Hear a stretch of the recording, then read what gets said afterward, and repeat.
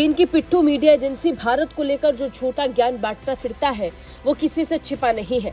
लेकिन हद तो तब हो गई जब चीनी मीडिया भारत का नाम आतंक से जोड़ता नजर आया, जिसे आतंकवाद के खिलाफ पूरी दुनिया मानती है और आतंक के खिलाफ लड़ाई में जो सबसे आगे रहता है, उसी भारत को चीन पाकिस्तान में हो रही आतंकी घटनाओं के लिए जिम्मेदार बता रहा है। ग्लोबल टाइम्स ने दावा किया कि उसके पास ठोस सबूत है कि भारत पाकिस्तान के बलूचिस्तान में आतंकवादी ताकतों का समर्थन करता है। ग्लोबल टाइम्स इतने पर नहीं रुका, उसने ये भी दावा किया कि भारत बलूचिस्तान के इन आतंकवादियों को धन, हथियार और ट्रेनिंग देता है। अब ये तो दुनिया जानती है कि अखबार चीन सरकार के उन विचारों को छापता है जिन्हें आपसी रिश्ते खराब होने के कारण आधिकारिक तौर पर चीन खुद नहीं कह सकता।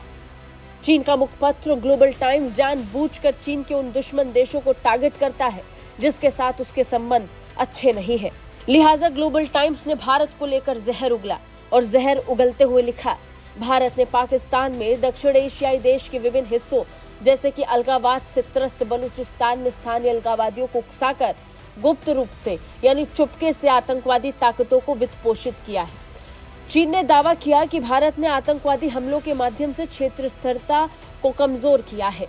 चीनी अखबार यही नहीं रुका, उसने आगे लिखा कि पाकिस्तानी और भारतीय दोनों मीडिया सोर्सेज से उसे ऐसे सबूत मिले हैं, ऐसी रिपोर्ट्स मिली हैं जिसके आधार पर उसने देखा है कि बलूचिस्तान की स्थिति से परिचित सोर्सेज और पर्यवेक्षकों से बात करने के माध्यम से ये जानकारी प्राप्त हुई कि भारत का पाकिस्तान में आतंकवाद को समर्थन देने का एक लंबा इतिहास रहा है।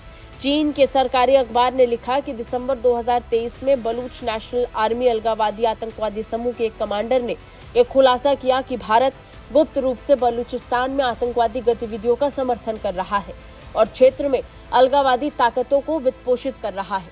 ग्लोबल टाइम्स का दावा है कि इसने खुद पाकिस्तानी सरकार के सामने आत्मसमर्पण किया था। चीन ने लिखा कि पाकिस्तानी मीडिया सूत्रों के मुताबिक कमांडर सरफराज अहमद बुंगुलजाई ने कहा कि उन्हें लगता है कि उनका सशस्त्र संघर्ष बलूच अधिकारों के लिए था, लेकिन बाद में उन्हें एहसास हुआ कि भारत इन सभी साजिशों में शामिल है। ग्लोबल टाइम्स ने भारत पर आतंकवाद का झूठा आरोप लगाकर अपने ही फायदे को साधने की कोशिश की। चीन ने बलूचिस्तान की हिंसा का ठीकरा भारत पर फोड़ना चाहा। दरअसल चीन ने बलूचिस्तान में अरबों डॉलर का निवेश किया है। सीपीईसी का सबसे बड़ा हिस्सा बलूचिस्तान से ही होकर गुजरता है।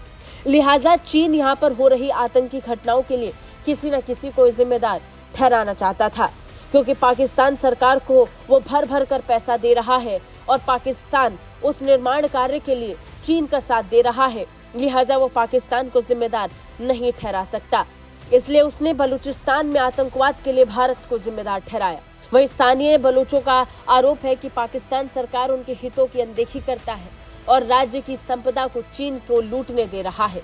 इसके कारण स्थानीय लोग चीन और पाकिस्तान के शोषण और दमन का विरोध करते हैं, जिन्हें आतंकवाद का नाम दिया जा रहा है। ब्यूरो रिपोर्ट, भारत तक।